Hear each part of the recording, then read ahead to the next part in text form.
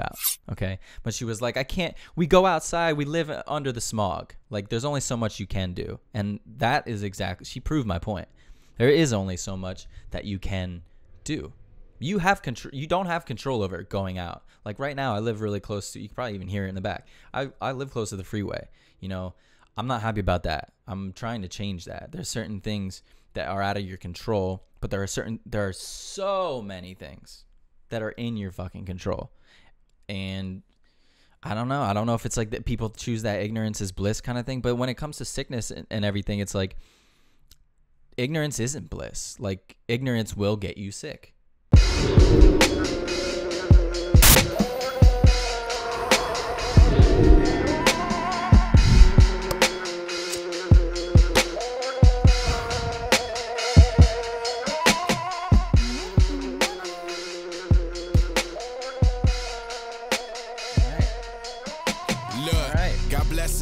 What's up? What's going on? My gnocchis. What's up, everybody? It's your man Pots and Pans. It's been a long time. Welcome back. It's good to see you. Good to see you. Shout out to Billy Madison. Man, this has been a long time coming. I haven't done a YouTube video in like months, and I've been wanting to do this podcast for a minute. Well, actually not this one. I didn't actually want to do this one. I wanted to do some different like things that required more moving pieces, like more production. I wanted to do these bigger shows, but you know, for various reasons that didn't happen. So I'm here. This is me now. I got a new little setup, basically the old setup with a little extra something on it, you know. So here I am. And first of all, I want to give a shout out to my two friends, Kevin SONEI, who shoots for me all the time. He's one of my best friends, a member of the Fate Foundation. You may have seen it. I talk about that stuff all the time. So Kevin helped me out with that intro video, which was fire, as you can already see. And then another brother of mine, Tracy, who goes by the name TUMANG Music, helped me. That's actually his track. It's called Blessed. That's out. Spotify, iTunes, all that other stuff, and I'll put those links below so you can check out both of their work. Wow, where do we start? So like the birth of this podcast, what am I doing here? You know, that's the whole birth is like me trying to get my shit together, but then I was realizing that I just took too much time off and that these other projects might not be working. But you know, you got to start. Like I wasn't doing enough, and I was getting too stale. Like the old YouTube was getting too stale for me, and I wanted to do like new things. And maybe I was just a bit overzealous with the other projects. But those will come soon. But hey, I had this microphone because back in the day, your boy used to freestyle over some beats. You know, Chef Mike on the mic. Hashtag. Yeah, I used to freestyle, but this thing was just sitting around, you know, and I was just like, do I want to do a podcast by myself? Yes, I'm gonna have to do that. So I had this chilling. This mic was in the closet, and I pulled it out the closet. Hey, have you guys heard about this Robert Kelly fellow? Should be worried about dropping some charges, but he's more worried about dropping the pH on some little girl's skin, and that's weird and also makes me uncomfortable. So moving on, I'm not even gonna get into that. But yeah, so I had this, and I didn't really have to drop too much cash. You know, I got a little bit of lighting and whatever. I had to go out and get this Rode mic arm to match my T-Rex arms up in this piece. But that's pretty much all I had to do, you know. So what is this podcast about? Stop rambling. What's this podcast about? It's going to be about whatever the hell's going on. Things that I want to talk about, things that are like I'm navigating in my life, things that I don't know, I think they're just important, you know? They're on top of the dome, and I want to get off my chest. Things that are going on, pop culture or whatever. It could be silly, it could be funny. Like a lot of this is just going to be me. All I want to do is like create more content and get used to. Quite frankly, I'm not that good at speaking on camera. I'm a way better like written word type of person. But you know, I can always get better on camera, and I can always get better at just kind of like flowing stream of consciousness and getting more content out. So that's kind of like, I guess that's the overall goal of this podcast. So it's going to be like slightly silly, mostly serious, maybe some 80-20, you know, drop a little silliness in there, but it's going to be most of the things that like my opinions basically, which is all that matters. And everybody just signed off, but anyway, yeah, so it's going to be a lot about that, but also on top of that, I want like you guys to be super involved with this process. You guys support me. You know, I have the biggest following in the world, but I have like really, really cool followers, people that support me. I don't want to always think about them as followers, but you guys have given me so much support over this, like the last year when I started YouTube, and community, like at the end of the day, community is all that matters, honestly. On top of that, it's like everything I've ever learned in life is through other people. And if I didn't have all these people on YouTube and like digital mentors putting out content, audio books, I would be nowhere. And so if I can help, and if I can help anybody with the stuff that I'm talking about, whether that's like make people laugh, or if that's also, you know, with something serious, I want to do that as much as I can. So part of it is like the second half, as you will see later in this episode, is just connecting. You know what I mean? It's like I want people to call in. I have a number, got that hotline. We could bling it at 818-839-0973. 818-839-0973. I'm gonna have to get good at that. Or you can send in some video messages. If you don't want to be like, if you don't want your face out there, you could do the voicemail thing. Call and leave it and be like, I'm Stacy from some place in the middle of fucking nowhere, and I'm dealing with my boyfriend's a piece of shit, and what should I do? And how can I find somebody like you? You know, send all that shit in. But then also you could send a video message if you actually want people there to see you. But I want to support you guys as much as you support me and build an actual community, because again, at the end of the day, I think that's all that matters.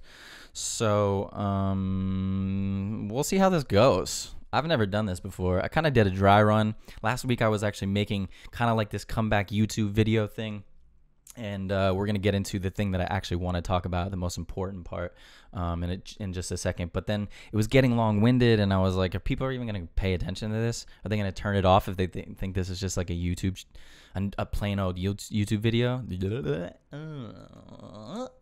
Learn to speak. You know, so I just thought to myself, well, why don't we just make this the first episode of the podcast? And then I could put it on audio. If people want to watch it on YouTube, that's fine too.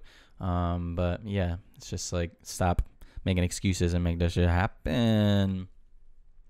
Yeah, so okay, that's pretty much it. I don't want to ramble anymore. I'm going to get into one thing, but one thing I do want to say is that, like, hey, what do you know about podcasts?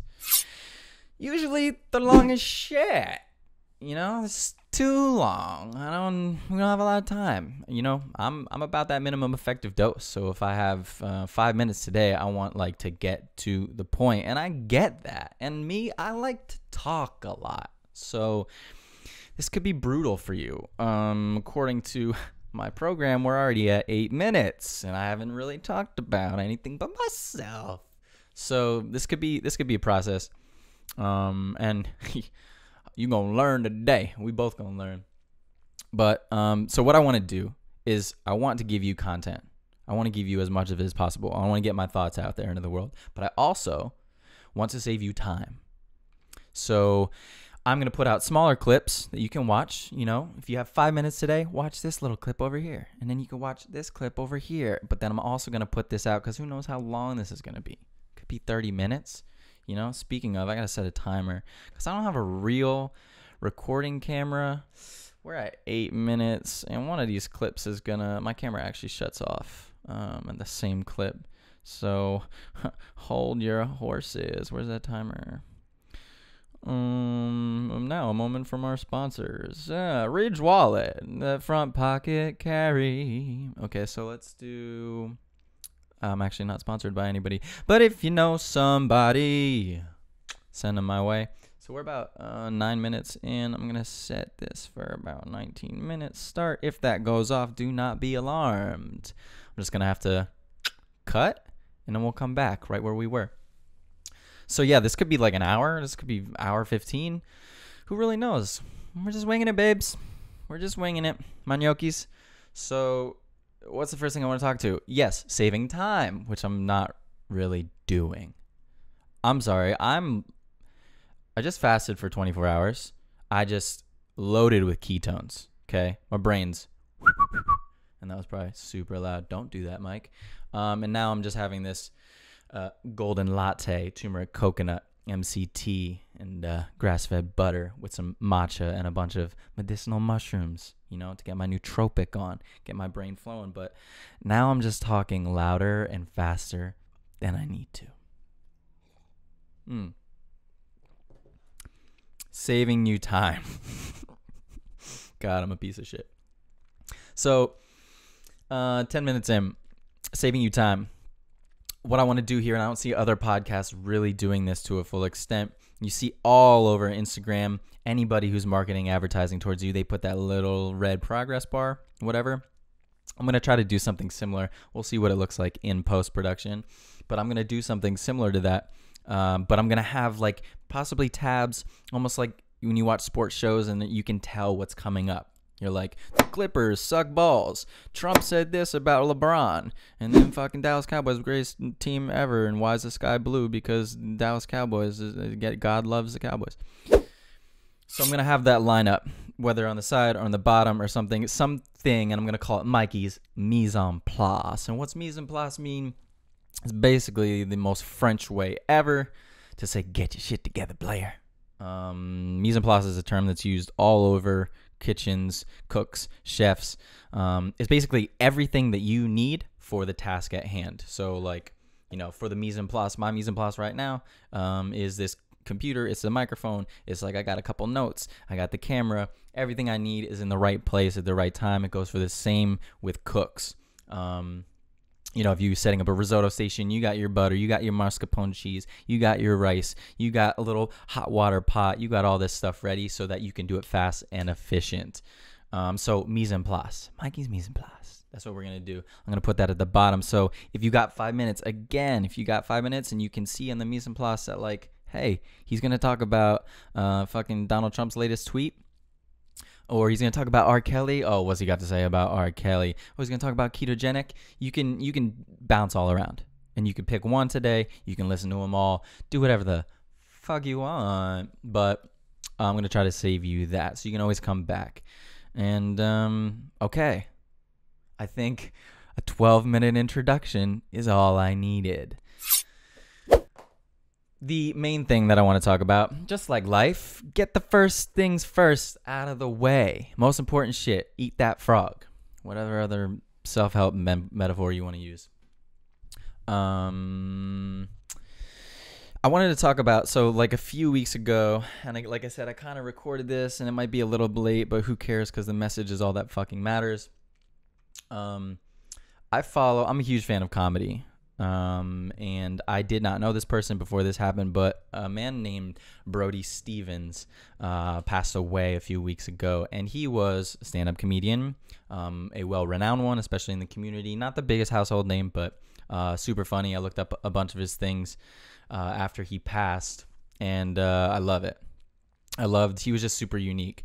But he passed because he hung himself, unfortunately. He suffered from depression. Watching other people's podcasts, pretty much everyone in the comedy world and in the podcast world had a little segment talking about Brody and how awesome he was.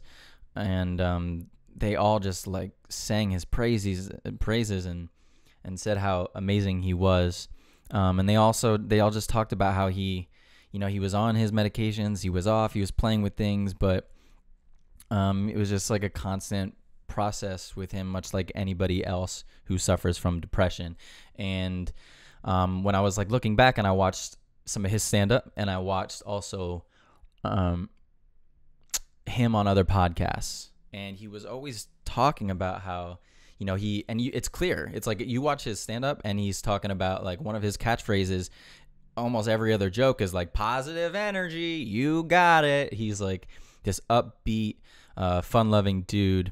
And you can see that, like, I'm not trying to be an armchair psychologist. I don't know this person. I don't want to speak out of out of context. But it looks like, you know, through his comedy, much like any other person who is a creative, who is an artist, they're using their art as a way to, you know, get out what they're working through. And I do a little bit of that. I think we all try to do that on a certain at a certain point. But man, the thing about Brody is, like, I started thinking after watching all of his stuff and seeing the way he operated and the way he conducted himself, and he was always positive energy. He always talked about vitamins and like taking care of himself and eating healthy and doing. It was clear to see that he was trying to do everything that he could do, not just take medications, to feel better. Excuse me. And it's my podcast. I'll excuse myself. And so it was clear to see that, but it got me thinking. And a lot of his friends, you know, a lot of people, and this happens in all the situations that I've gone through, everyone kind of looks back at the fact when you unfortunately lose someone. And you think, like, what else could I have done? Could I have give that person an extra hug, or told them that I love them, or just been there for them a little bit more, or whatever, reached out. And the unfortunate thing that I think I've come to the conclusion is that, like, you can't do anything. You can do all that you possibly can do to try and get them out of these holes. But at the end of the day, it's kind of up to the individual person. And that's like a really sad thing to say. Like, and that's not to say, like, obviously don't try. Love on people. Give people extra hugs. Call them and tell them they love them out of the blue. Give them advice. Treat everyone with kindness and respect. And just, like I said, love on people. Do everything. Give them the right numbers to get help. Real, you know, physicians. All that stuff matters for sure, and it can help. But at the end of the day, you know, some people just can't pull themselves out of it. And I think it's up to each individual person, and I'm going to get to this in a second, is like, it's up to us to pull ourselves out of it. And it's up to us to even prevent it from even happening first. And I guess that's my biggest point, which I can get into, is that, like, every single thing in this life is about prevention. And everybody just wants to, I'm the worst with it too. Like, think about it. We procrastinate from day one since we were kids and going through school. We procrastinate off of everything. And it's honestly just like, we can't do that, because at a certain point, especially with sicknesses, you know, if it's a test, it's one fucking thing. You fail a test, who gives a shit? But at a certain point in time, with sicknesses and mental illnesses, and we're still trying to figure these things out. We don't understand them. We don't understand how they work and how they vary from person to person. It's by the time things are diagnosed, it could be too late. You know, sometimes people pull themselves out, or sometimes, you know, you can cure cancer and whatever, just fill in the blank. It's possible, you know, to pull people out or to get back to your health that you had before. But, like, do you want to run that risk is the point. Do you want to run that risk? I don't. And I can take, honestly, I can take this back to my story a little bit and share my story, because I don't think I've really actually shared this super openly. I talk about it here and there, but the prevention part, I did not prevent it. And this is not me speaking about this idea out and saying that I'm different in any sort of way. I'm different now because I've made a change, and I try everything in my power to do as best as I can to perform optimally, physically and mentally, and then help others do the same, because I went through all of the shit that I'm about to explain, and I wasn't preventing it at the time.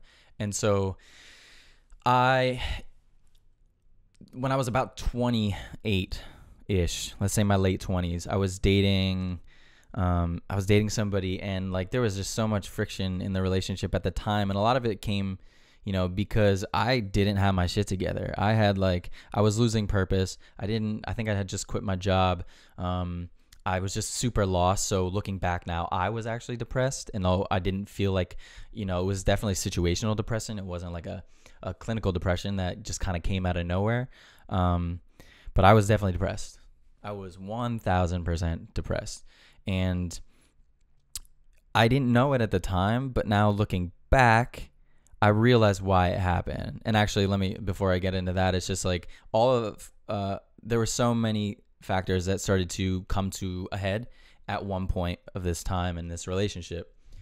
And I was just like super forgetful, and just like performance was not there.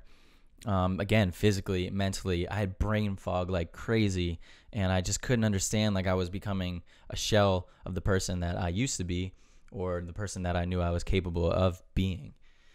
And I was so forgetful to the point, like, again, the girl I was dating was like, dude, what's wrong with you? Like, basically get your shit together. But it was so hard for me in the moment to understand what was happening.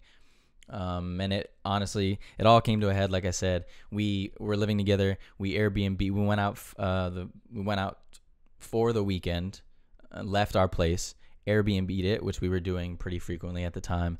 And I used to have a little stash, a little stash of cash, that cruciferous, that hideaway plug that I don't tell people about, And well, I didn't tell myself to take that cash with us. And I lost about $1,600 of cash to a person who felt like they needed it more, So that person that Airbnb, he geeked out and took that cash money, player, and still not really over that. But that was a hard one to swallow. And at that point, I was just like, damn, dude, you need to get your shit together. And so I started really embarking on this journey and figuring out what the hell was actually wrong with me. Like, I grew up as an athlete, and I thought that I knew a decent amount about how to exercise and live fully and eat well. And I thought I knew a little bit about nutrition. But as I started to dig in, I think it's just like everybody else. People think they know the basic things about how to, they think they're eating clean, but it's like whole wheat bread. They're like, and then, I don't know, eggs, but maybe the eggs aren't organic and pasture raised or whatever. They're still eating processed shit, and they think they're eating well. Or like vegans. Don't even get me started. You can do vegan diets, but so many vegans just think they're eating well, but they're not, stuffed with fake meats and preservatives, whatever. I ain't gonna get into that. But yeah, I got to that point, and I realized that I was doing so many different things wrong. Excuse me. And but I would look back on it, and I realized that, again, say I was 28, and if I trace my steps backwards 20 years, I was doing so many things wrong for 20 years, and no one told me otherwise at all. Let's say I started from the point I was 8, and I started wrestling, right? And when wrestling, you have to make weight. You're in different weight classes. Now, in the beginning, I didn't cut a lot because I didn't have to. But as things got more competitive, I got into junior high school and the rosters were more demanding. I couldn't beat out some of the people on my team, so I had to cut weight even more, and starving myself, and not fasting in a sense of the way I fast now, which is actually more and more so proven to be good for you for various reasons. But I was fasting, and actually it was more caloric depletion, eating a few hundred calories a day, shit calories, once again, nothing healthy, cereal. Dude, I used to mow a box of Cinnamon Toast Crunch to my dome at one sitting, usually with no milk. And now that's actually probably a good thing, and sometimes I would pour the milk directly in the plastic bag. So drinking plastic, yeah, there's a lot of things wrong with that. But at that point in your life, when you're just growing and you should be a healthy young person and growing, I was taking all those things away from me. So I was eating like shit, and then I wasn't getting the right amount of calories, providing the energy, the nutrients. I was sleeping like shit, pulling all-nighters. Kids do that all the time. You sleep over or have friends sleep over, you pull all-nighters playing video games. I was delivering papers already at that point in my life. That was my first job. So I was waking up, and I was not sleeping. I would wake up at 5 a.m. and we would pull all-nighters and play video games all night, and I'm drinking sodas, Pepsi on Pepsi, dog, and potato chips and anything else that you can think of. And again, not sleeping and not taking care of yourself. And just like then I got up, or excuse me, got older, got out of high school. Then I went to culinary school, became 21. You know, you're already drinking in high school. Some of us, I mean, I never did that, but you know, some of us might. And then I was working in restaurants, so I would go out and I would be working all day and working in a hot environment, stressful environment, and then going out and getting shit-faced. Okay, and then going to bed, sleeping about 3 hours. Sometimes I pulled an all-nighter and gone in, and that was the worst service of my life. And I used to do that, and then like I think that we're saved a lot of times by the power of our youth. You know, growth hormones through the roof. We're just growing, and we're just better at dealing with like overall stress and oxidative damage when we're younger. But we can't do that. You know, that shit runs out. And so I was just doing everything wrong. And I think that's, you know, that was when I realized that I had to make the changes. Like looking back, I was doing everything wrong for 20 years and it all came to a head. And I don't think people realize that. Like so many changes, good changes and bad changes, take forever to actually, you know, accumulate and work and happen. So nobody realizes that. No one thinks ahead of the game. No one's about prevention. And like I said, like we don't understand depression at all. We don't know where it comes from. You know, some people think it's linked to inflammation and our gut. Like our gut and our brain are linked together by something called the vagus nerve. And, you know, if you have gut dysbiosis or impermeability, or maybe like Hashimoto's, some kind of disorder like that, or maybe you just like eat like shit and you're stressed and you have a ton of inflammation, that's going to affect your brain. And your brain obviously controls everything. And so are these things like depression just neurological? I'm not convinced. Am I smart? No. I do a lot of reading. But just the other day, I was listening to this podcast of this guy that does research, one of the leading researchers on mental health and depression and where it comes from. And he's talking about how it could just be a severe overlap, essentially, or an evolution over thousands of years that we have developed that is kind of like it's kind of an overlap from inflammation. See, I don't even fucking know. It just makes no sense. So if you look at somebody who's sick and someone who is depressed, there's a lot of overlap in between them, essentially. That's the best way to describe it.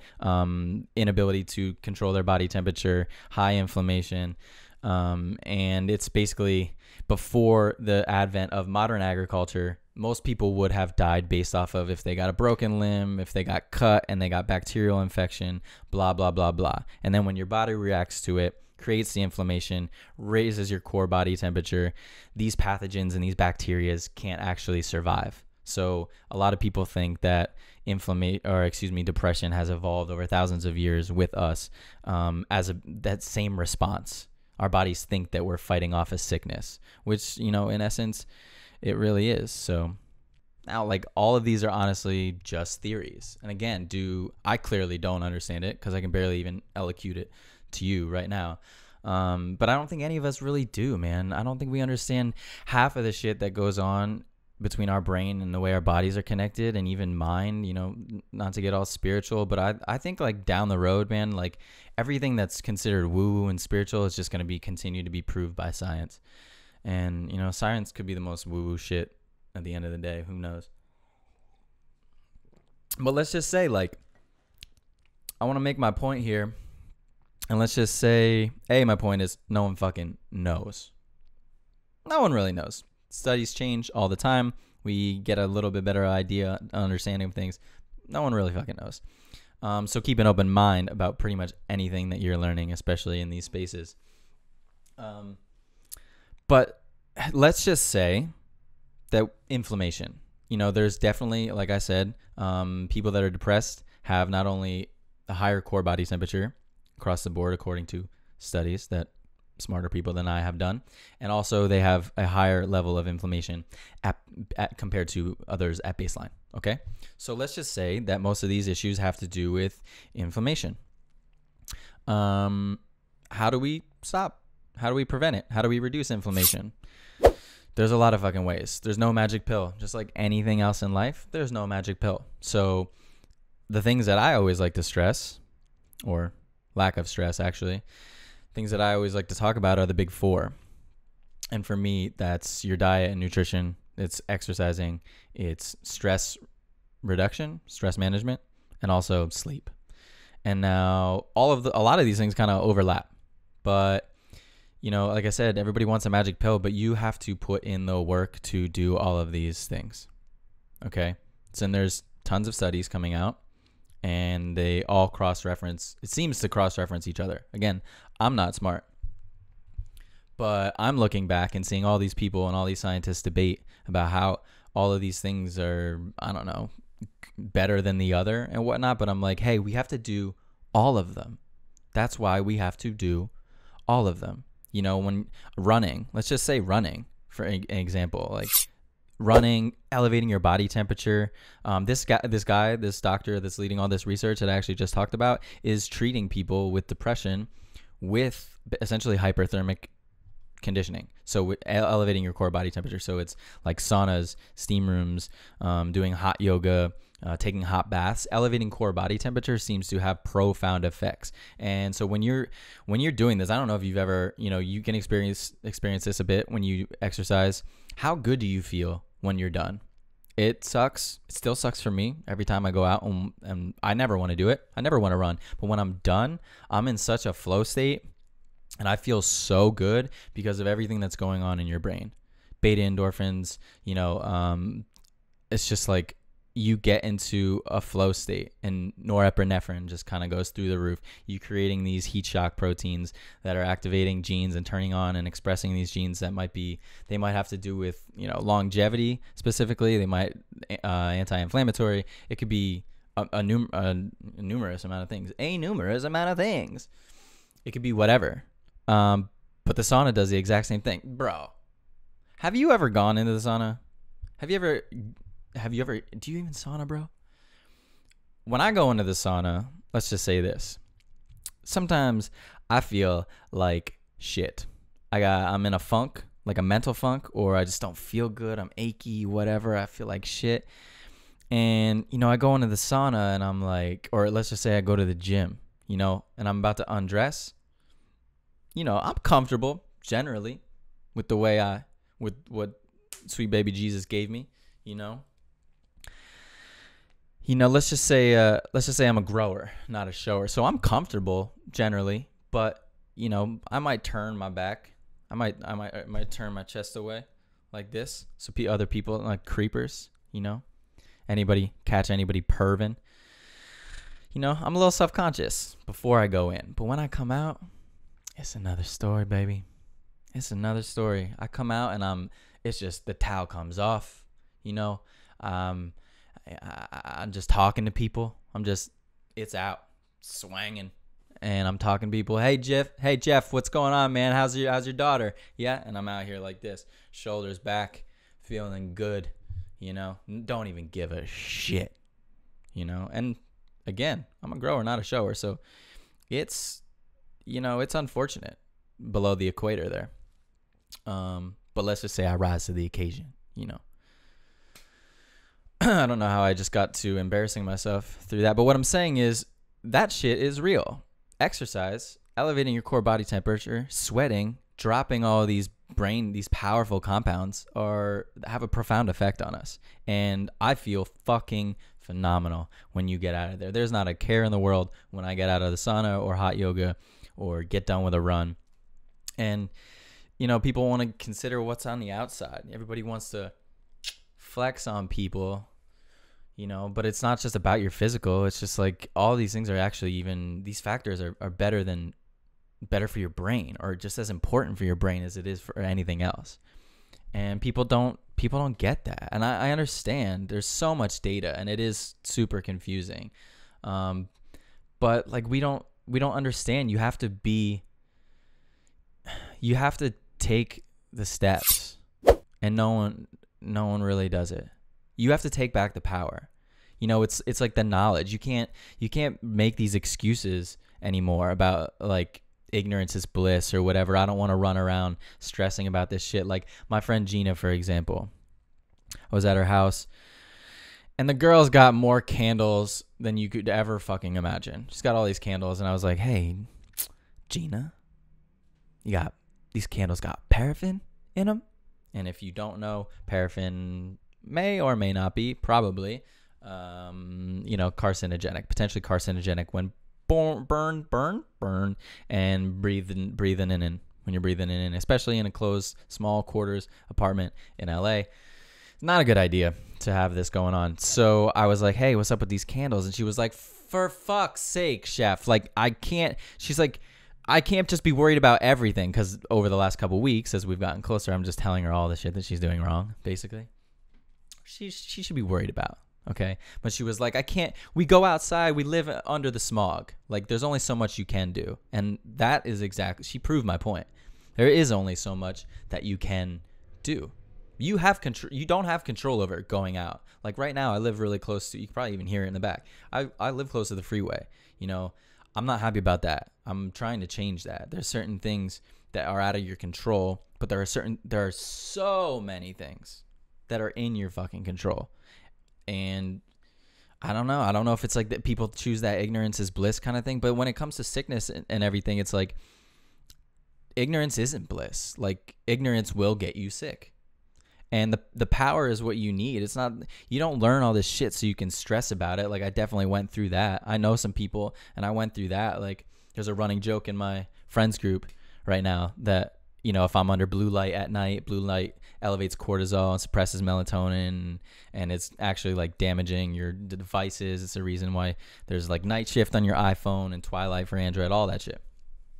And there's a running joke because I don't like to be under blue light. Okay. That's why my setup's like this, and it's not some stupid fluorescence.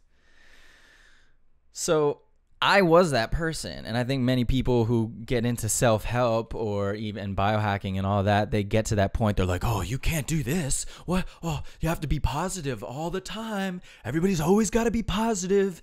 Stay away from that negative energy, bro, and your vibe attracts your tribe. It's like, no, shut the fuck up. That's stupid. It's you learn all these things, so you have knowledge is power. And once you know all the things, you can avoid them. But let go. Like the stress is going to kill you first. The stress, nothing elevates your cortisol, which is the most prominent, bad guy in the hormone kind of world. But I think I just had a stroke. Cortisol is that bad guy, but it's good in the right amounts and at the right times. But nothing elevates cortisol. Nothing elevates your cholesterol. Nothing will add inflammation and fucking age you faster than stress and not getting sleep. Like, man, sleep. Some of the in history, some of the people that always talked about not getting sleep ended up with Alzheimer's. If you want to die sooner, stop sleeping. Get shittier sleep. Tell you that right now. The whole sleep when you're dead, or I'll sleep when I'm dead. Yeah, that's gonna happen twice as fast, and that's proven. And if you don't die twice as fast, you're going to have neurodegenerative diseases faster. Alzheimer's, who knows? Like, all of these things are under control, and nobody does anything about it. And that's stupid. That's really stupid. And who knows? Maybe like 10 years from now, none of this will matter, and everything's going to change. But we don't know. And so what do? You focus on the things that you can control. If you want to avoid any ailments or whatever, focus on the shit that you can control. And if you have depression or, you're struggling, use all these same things as a tool. Are they going to get you out? I don't know. Don't be afraid. First of all, I'll say, let's break this down. I'm not a doctor. I'm a chef. But these things might be able to help you. All the things that I just listed, those big four, for sure, they're going to help. And each one of them is a rabbit hole in itself, but they will help.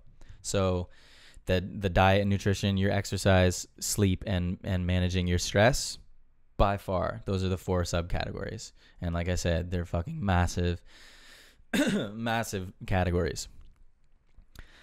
But beyond that, get help, find a community, reach out to people. You know, if you see anybody trying to help you, you're almost like, you're not obligated, but fuck, it's like you have to reach out when somebody extends that olive branch to you.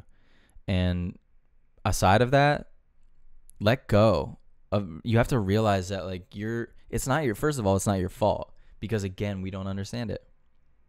Do we? I don't think so.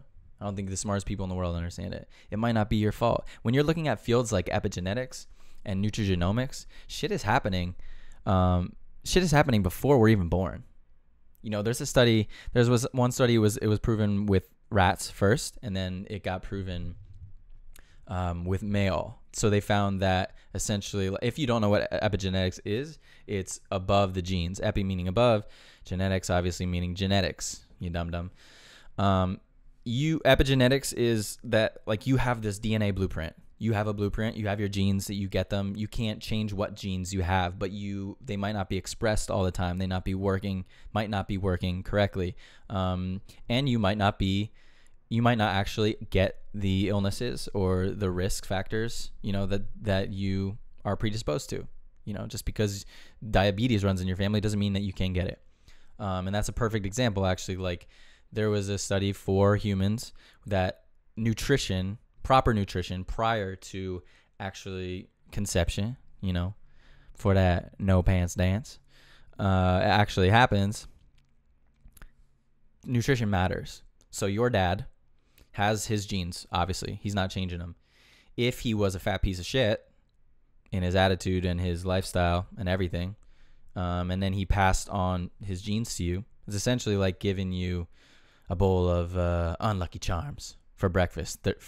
Straight out the gate, give you that bowl of Unlucky Charms. Instead of giving you, you know, instead of him losing the weight and being in perfect shape and getting shredded and having a positive mental attitude, he can change his environment, epigenetics, and pass on better genes to you.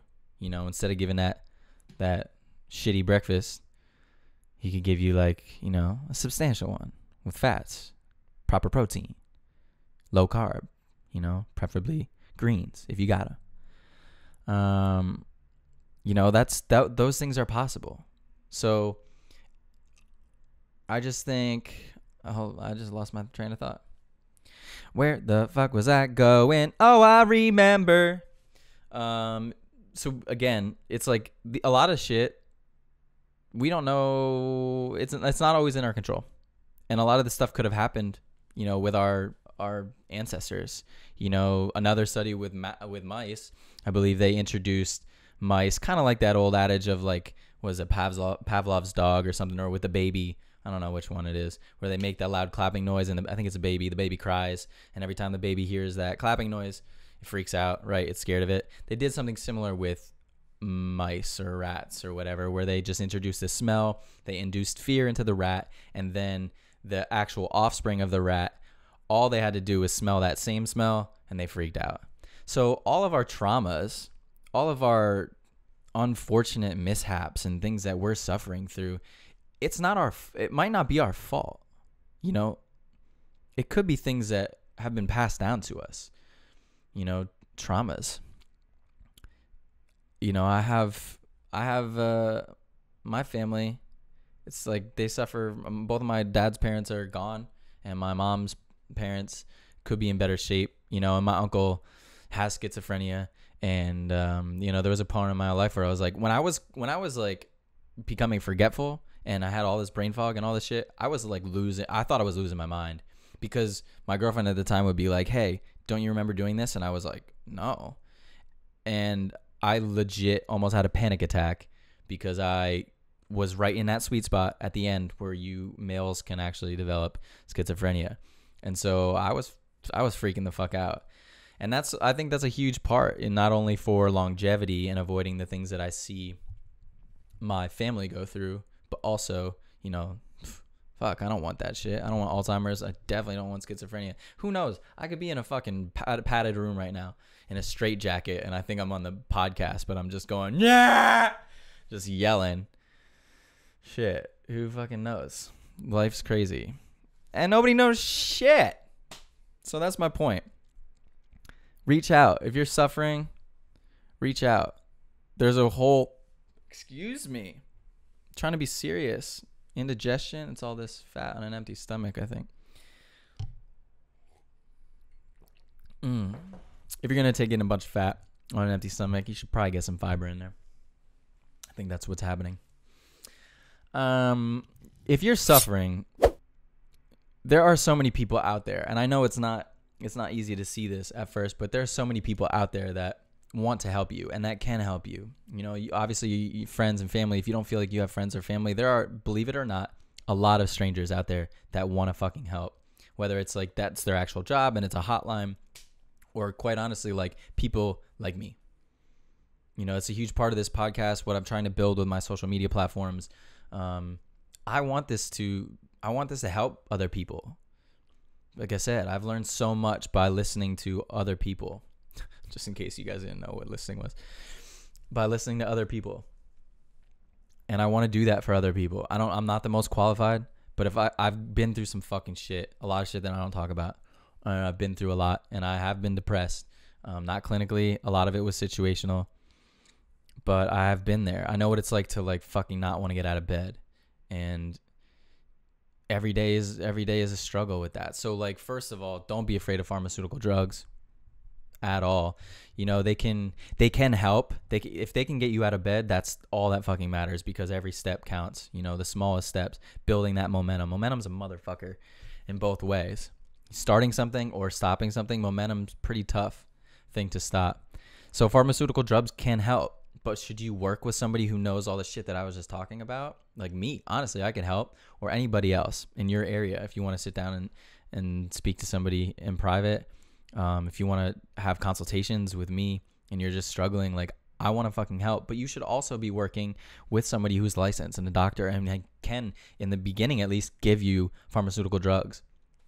The right ones, not fucking mixing all of them, not multiple types and multiple doses. Like this same doctor that I referred to earlier, that's kind of covering all this depression stuff, is talking about like how stupid it is to just dose the whole brain with like different drugs or SSRIs or whatever.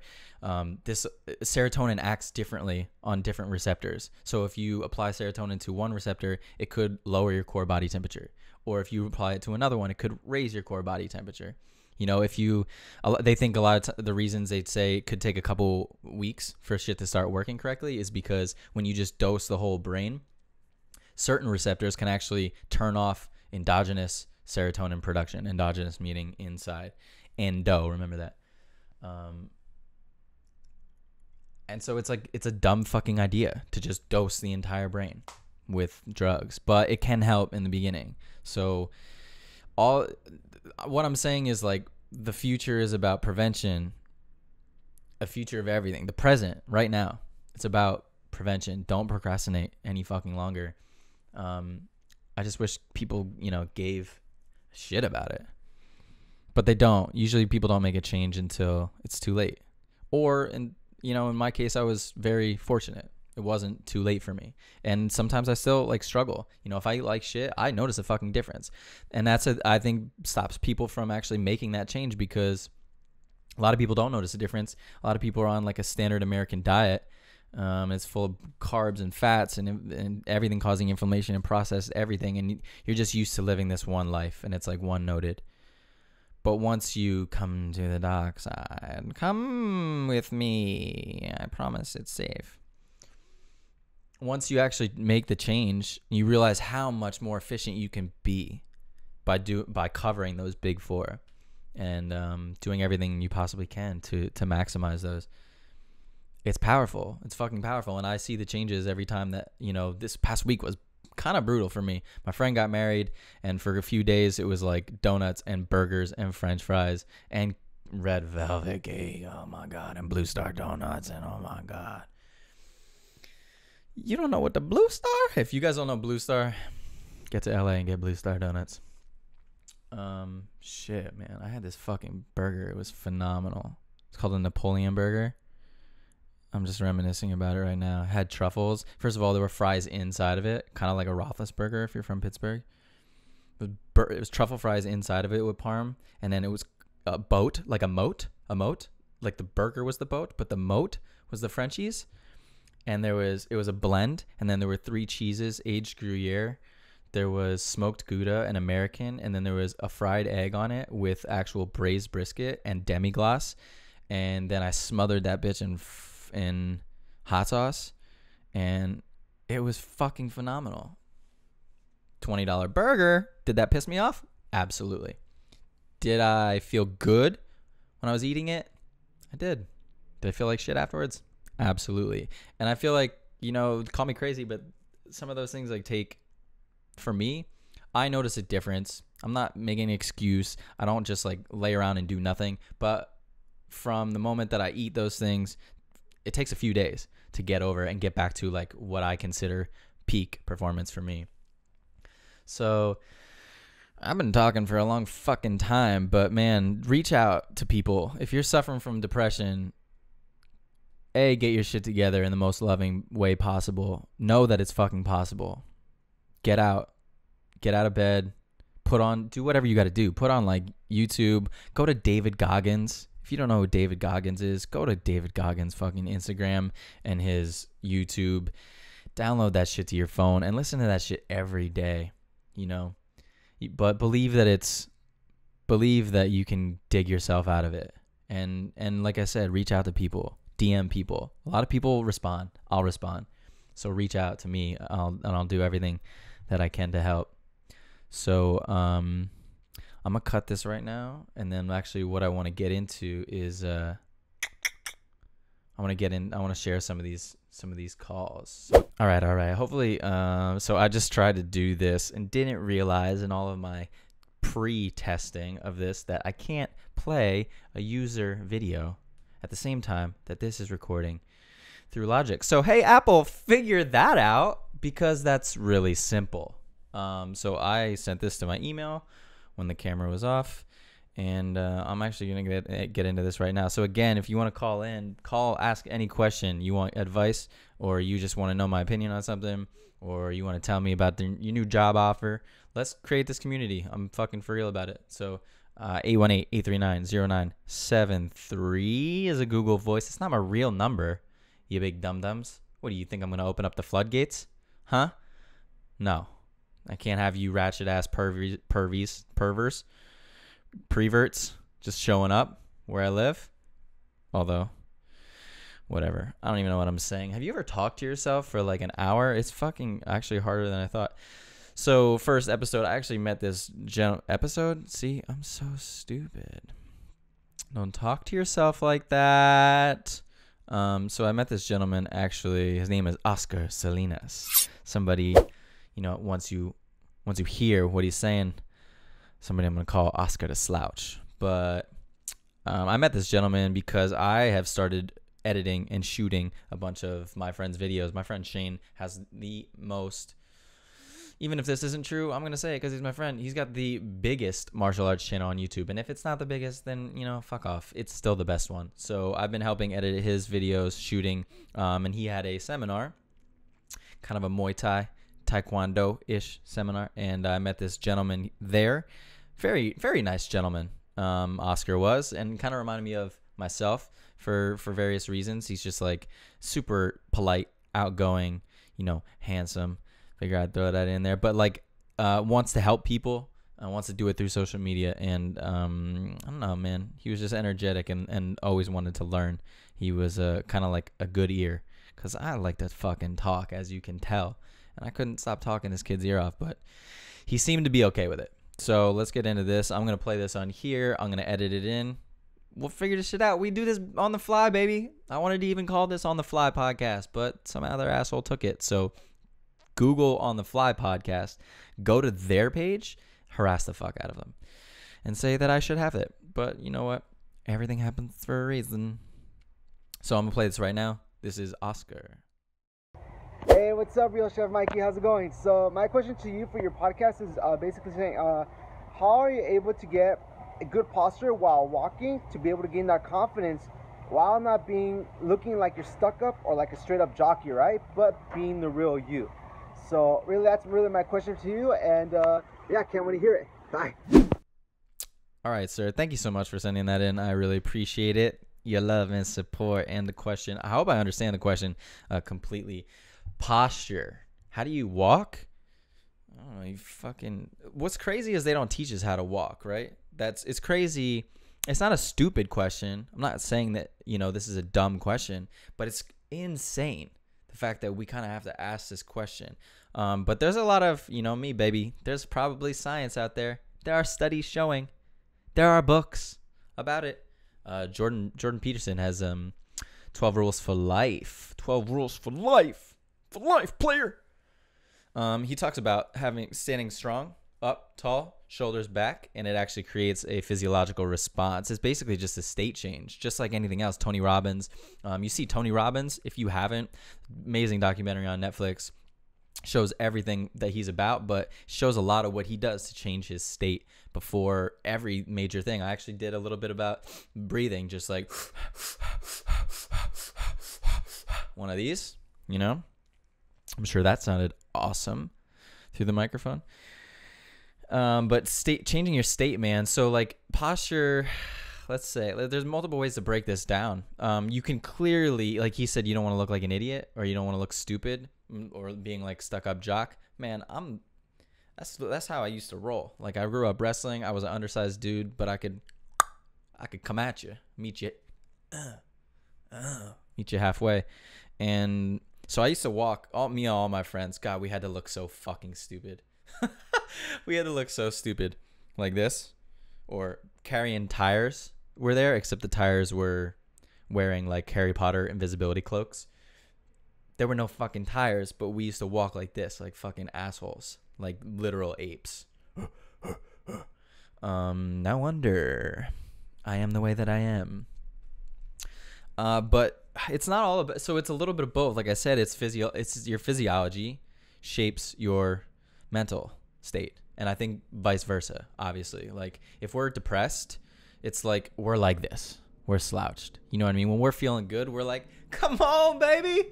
Let's do it. I'm down. It's all about it. Can you imagine yourself in a place where you performed at your peak and you weren't like this. You weren't crossing your arms. Whenever you're uncomfortable and you're in a new situation, you're usually closed off, right? Your posture and the way you kind of like conduct yourself definitely has to do with your mental attitude.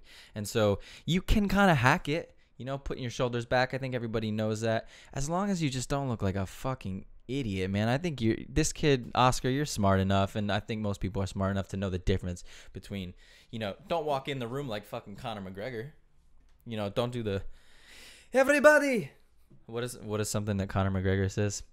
We're not here to take part. We're here to take over. Something like that. Worst Irish accent ever. So yeah, I think it's that, but man, people can smell bullshit a mile away. So I would say, like, outside of even regulating your posture, just be truthful. Don't try to fake it till you make it. I don't believe in that bullshit. I think there's you can stretch it to a certain extent, but people smell bullshit a mile away these days. There's information is everywhere, and like we learn through context and repetition. And even if we're not living them out on a day-to-day basis, we've seen it in movies, we've seen it in TV, social media. We know when people are fucking lying. You can smell that. And so when you're meeting people in person, they're definitely gonna sniff that out. And so I would just say be truthful. I was watching a video once, and it was talking about like being truthful to the moment and how you are in right now. Don't bring everybody down. If you're not in a good mood, don't be a fucking downer and just like what's that not South Park, Family Guy, when he's like Buzz Killington, don't be Buzz Killington. When it comes to the conversation, don't just tell people that fucking you want to kill yourself that you just met. Yeah, just you got to be truthful, but I think you should just say what's on your mind, how you're feeling. If you're tired, tell people. Like this happened to me the other day, actually. Somebody walked past me and I was like, "Hey, how you doing?" This is somebody in my apartment building. I don't really talk to her a lot. I see her, but I was like, "Hey, how you doing?" Just normal shit. And she was like, "Honestly, I'm a little tired, but okay, I'm about to go to bed anyway." And that was it. And I was like, I instantly fucking love you. I stopped her and I was actually gave this person a hug. I was like, thank you for being honest. That was actually, I caught me completely off guard and was refreshing. And I think people vibe with that, man. Again, don't be a downer. But if you're not like on top of the world, don't try to fucking fake that shit unless you can change your state. If you're not feeling well, this goes back to the mental depression thing. Like, get out, run around, get exposed to sun, you know, the proper light spectrums at the right time, do state changes. That Tony Robbins, he jumps up on a rebounder, which is like a mini trampoline. He does that breathing. He does all that. You will feel, if you do deep breathing, like, or Wim Hof, another perfect example. If you do Wim Hof breathing, and you're breathing in as much as you can and exhaling about like 20%, and do that over and over, about 30 reps, and you do it multiple times, dude, you're going to feel fire afterwards. It's just like going in the sauna, like talking about before. It's changing your state. So do that. Don't force it. And emulate, and I guess emulate would be the best word. Immute out into the world how you feel. You know what I mean? And I think people are gonna vibe with that transparency and that honesty.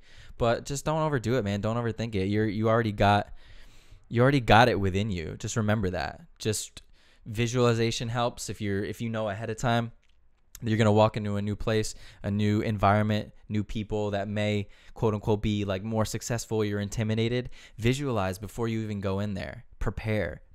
Being prepared is fucking everything. So prepare for that. And if you visualize it, you see yourself in it, and you've already like gone through the reps in your head, when you get to that point, you're going to be able to act that out in real life, in real time. So I hope, man, that's a little long-winded, but you can squeeze a little bit of both. Shoulders back, it should change your mental state, but make your mental state change your actual physiology so you don't have to do it. And then outside of that, it's obviously like posture. There's a lot of posture stuff, stretching, decompressing, breaking down fascia. There's a lot of shit we can go into with that. If I didn't answer your question, bro, hit me up. Let's get into it. But thank you once again. I really appreciate you sending that in, brother. So next, I have another video. This guy Nick that I communicate with, he sent me a video, and I want to share it. But he also said he wanted to send a voicemail, so I'm not gonna do that right now. I'm going to share right quick. Holla, holla, holla, holla. Love the way you doing it. Okay, so I had just a few things. I had done an AMA, and I never answered some of these questions. So I'm just gonna go through. Simple. I don't know if you guys know this question. We have two people, Mahala _E and Kate Kaz _ What's up with the underscores? That shit bothers me. It's like I always fucking that up. Anyway, I'm sure you're lovely people. What's your ethnicity? No one gets this right. No one in the history of the world has actually gotten this correct, including my family. My family has told me growing up that I was Austrian and German. I did 23andMe, and turns out I'm black. Not true, only in some places. But they told me that I was those things. 23andMe said that I am like French and German. No mention of Austria, although they're very close. And obviously we can trace back, and we know our family came from where they came from. So, but there's like Balkan Island in there, and also 6% Italian. So I think that's why I'm a beast at making pasta. And this olive skin, you know, coming through. That's where I get all of it. So yeah, man, my family was a little bit wrong. There was a thing. So most people think I'm Asian, man. I got tiny eyes. I'm not a very big person. Most people think I'm Asian. And there was a long-running joke in my family that Genghis Khan came through Europe and raped everyone. Now, is that dark to say to young kids in your family? Yeah, it is. Is my family perfect? Absolutely not. So yours probably isn't either. Get off our dicks. Yeah, what was I saying? I don't know. Yeah, so I'm those things according to 23andMe, and I think those update a little bit more. What the fuck is a Balkan island? You know? It's because I'm Balkan, I think. But yeah, that's pretty much me. I think a lot of people guess like Latin because of I think it's because of my olive skin, Holmes. You know, I think it's the way I move my hips, and maybe it's because of the way I move my tongue too, you know? Porque Porque I'm really good at imitating. Funny story. So I've tried to learn Spanish for a very long time. Not fluent at all. I know some phrases, you know. So, but I think I can speak Spanish to some people, native speakers, and then they think that I can speak the language because I can emulate it very well. And then they come back right with me and they say shit so fast, and I'm like, okay, I'm out. That's where I'm done. And I turn around and with my tail between my legs and walk away. Next, so who do we got? We got we can keep maybe one or two more. I don't want us getting a little long-winded. How did you get into nonprofit work? We got from elifsu.gncr. Way too many fucking letters without vowels. That's confusing.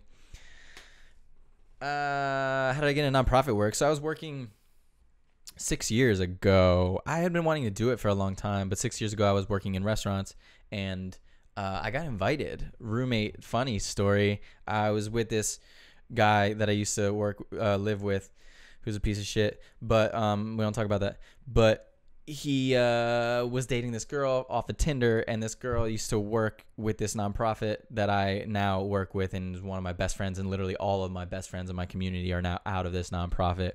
And she was like, you know, they had gone on 1 or 2 Tinder dates, and she was like, hey, come down. We go down to the projects in South Central LA to one of the worst neighborhoods, Watts, California, and we mentor kids, and it's an amazing time. And so I went down there, and that was honestly, it was fucking amazing. Obviously, I never left. And do I curse more than a mentor should? No, because kids say worse shit than I do, and I think that's dumb. And so that's how I got involved. And then I started to meet more people. You know, you get in that world, you get more active. Started doing work on Skid Row. Met my other brothers and sisters who run the Fate Foundation, which is a clean water initiative. They go to different countries, and they drill a hole if they need it. They provide sand filters if they need it. They provide clean water, and they're amazing. So check them out, fatefoundation.org. That's how I got involved in nonprofit work. And actually, this is a really good one. I found this question, and I couldn't find who said this, because I asked this question they asked the question a long time ago. I think it was on YouTube, but the YouTube's a fucking hellhole to dig through. They asked, what's something people misunderstand about me? And tacking on to the last thing is, this is something that I actually battle with a lot, is trying to bridge the gap between someone who mentors kids and someone who works with a lot of nonprofits, and someone who likes to curse a lot, someone who's crass and from the East Coast, and someone who wants to get into more entertainment and comedy and talk about like any topic on the fucking planet and say foul shit. I think there's a time and place for everything. And because, I curse around some of the kids. I'm closer to some of the kids that I mentor than I am with others. And there's some kids that don't curse around. And there are, older ones that I do curse around, because I would be foolish to think that they are not saying worse shit, or they're not exposed to worse shit. Like, they grow up in the hood. It's a dangerous ass place. They're the most grown ass 5, 10, 15, 18-year-olds in the world. They've seen way more than I have in my life. And so they've been through it. They know it. And I think that if being squeaky clean as someone who works with nonprofits and someone who's a mentor is, you don't have to, those things aren't congruent with one another all the time. And I think that actually provides, in my head, maybe I'm just making excuses, but I think that makes more sense for like outsiders looking in, who maybe want to help more often, but they see themselves as maybe like not the best mentors, quote unquote, or whatever. Like, anybody can fucking make a difference. Anyone can make a difference. It doesn't matter what kind of personality you have, who you are, where you're from. None of that matters. So I think we all have a light part of us, and we all have a shadow part of us, and all this stuff. Like, if I say anything inappropriate, it's all to make things lighthearted that are normally dark, and to I don't know, just to make life worth living and fun and spontaneous. I think there's power in that. Comedians aren't fucking bad people. Their job, I'm not a comedian. That is one of my goals, but I'm not a comedian right now. I'm just going to put that out there. Their jobs are, they go under fire so much, but their jobs are to make people laugh and make, again, take the worst situations, tragedies, disasters, and make people laugh out of them by making creative jokes. And so, that's just something I wanted to say. Outside of that, man, I'm not going to play any of that other video. I think that's enough. I've been going for a while. Quick updates I just want to do before I sign off. I just did my friend Gina's podcast. She has a podcast called Series of Unfortunate Dates, Dating in LA. That's quickly evolving as well. Gina is a client of mine and now friend. I've coached her, nutrition, guidelines, whatever. She may or may not have an autoimmune disease. But I also do personal training with her. And that's what I've been doing a lot of lately is trying to get new clients, all this stuff that I want to do, all these projects that I'm working on, podcasts, bigger shows, provided they require more equipment, they require more production, a team around me that I'm trying to do. So I just like the content and whatnot, I stayed away from doing too much physical training and like doing all those things. But now I need the money, and any way I can actually help people, I want to do. So I have, if you're in LA or if you're not in LA, FaceTiming, personal training, I can do that. Coaching. If you need a diet plan, I got you. If you want, remote coaching programs, you don't have to be in LA. Hit me up, slide in a DM, comment below, whatever. Get in touch with me. If you're looking to make changes. I don't like to call myself a life coach because that's fucking stupid. But I know a lot about health, and so I want to help a lot of people in that process. What else can I update you on? I told you about Shane, my friend Shane, and fight tips. Hey, here's the thing. When are we going to admit that matcha tastes like shit? Hey, how is that not green chalk? It's green chalk, okay? Apparently it's good for you, so I still drink it. And this one comes with medicinal mushrooms, so that's cool. But damn, it tastes like shit. It gets all in your teeth. Like, what a nightmare. What a fucking nightmare. But you can't get matcha worse than that. Stupid. What else?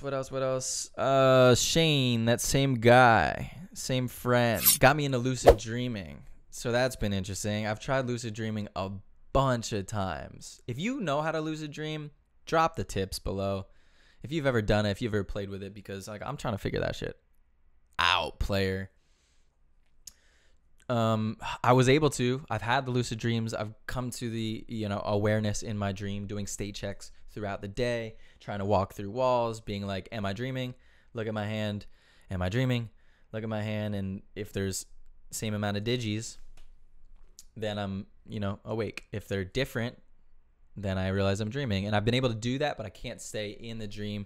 The idea is behind, a lot of people with Eastern wisdom, Eastern practices, yogas, is that you can maintain your awareness at all times throughout consciousness. So sleeping or awake, allegedly monks don't technically sleep even though their bodies rest.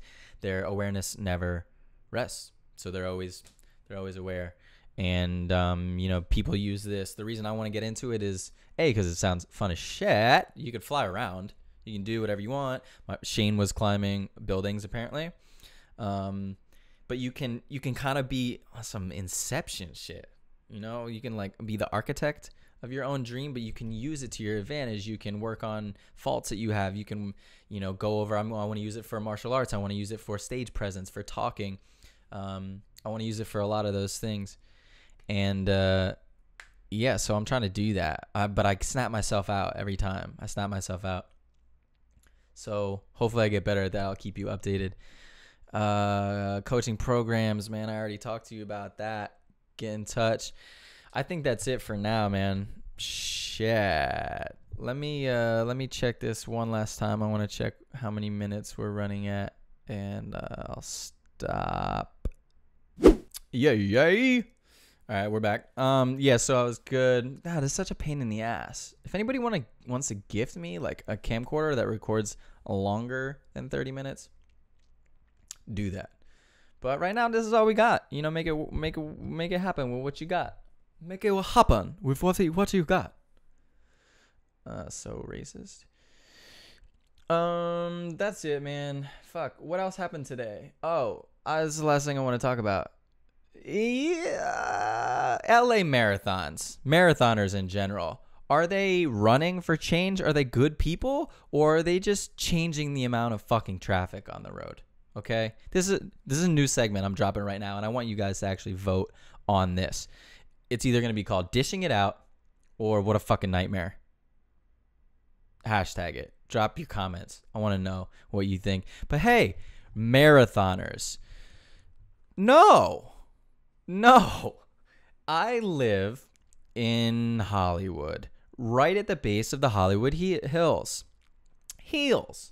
And the marathon goes from the east side, downtown, 26 miles, all the way across the city to Santa Monica. Now, why? I don't know. Treadmills exist, okay? I run all the time. I don't call the police and get them to set up barriers and block off all the roads. There's so much traffic here. I'm not a person to bitch about the traffic, but hey. Fuck, don't make it worse. I got an idea. You know, first of all, what are marathons anyway? Marathons are basically marathons are parades without any of the good shit. They're longer. They don't have candy. They don't have food. No giant balloons. There's no fucking steroids. These people aren't even actually competing with anyone. They're just trying to get through the whole scenario by themselves. And so if that's the case, get on your treadmill. You want to see the sights? That's an idea. Oh, the LA Marathon. You go from, you see all of the historic Hollywood. No. Put on virtual reality goggles. See it in real time. Actually, here's a thought. Play Grand Theft Auto 5. Everyone race as a character in Grand Theft Auto 5. Record how long it takes. Live stream it in your home so you're not blocking up the roads. Like, that's what fucking sidewalks are for. Live stream it. Hashtag LA Marathon at home or Grand Theft Auto Marathon. And then, hey, problem solved. Am I Elon Musk? No. Did I just figure that out in 3 minutes? Absolutely. I did. Now, that's pretty much all I have to say. Sorry I had to get that out. But yeah, thank you. Thank you for the questions. Thank you for Oscar and these people. I don't know their real names. Their Instagram handles need to be different. But thank you for the support. And this has been the right amount of time. Okay. Let me know what you liked about this podcast. Would you change anything? Tell me your favorite part. Give me some ideas. Send in some topics that you want, because I'm going to be talking about random shit that I like, that I think is important. But if you want me to actually talk about some shit, send it in. 818-839-0973 for the voicemail. Drop that shit like it's hot. And send in your video messages, too. It's cool. RealChefMikey@gmail.com. Other than that, man, episode 1, Realest Podcast in the books, player. And that's it. Thank you so much for your port? Thank you so much for your port. What, am I drunk? Thank you so much for your support. I will talk to you guys soon. Anything else I need to say? No, I don't think so. Peace, love, bacon grease, myyyy, chef, out. Look, God bless this life that we live in. Although we clearly divided, whole visions go past ceilings. Minds become enlightened. God bless these people in fear. Just know you're not alone. Just know you lead your own life regardless who takes the throne. Protesters protest while we walk the streets with no rest. God bless these people in fear. Just know we want peace before death. God bless my son and daughter. Just know that your daddy working. Regardless of what your mom said, just know that your daddy hurting. We live in a generation where idols become your rival.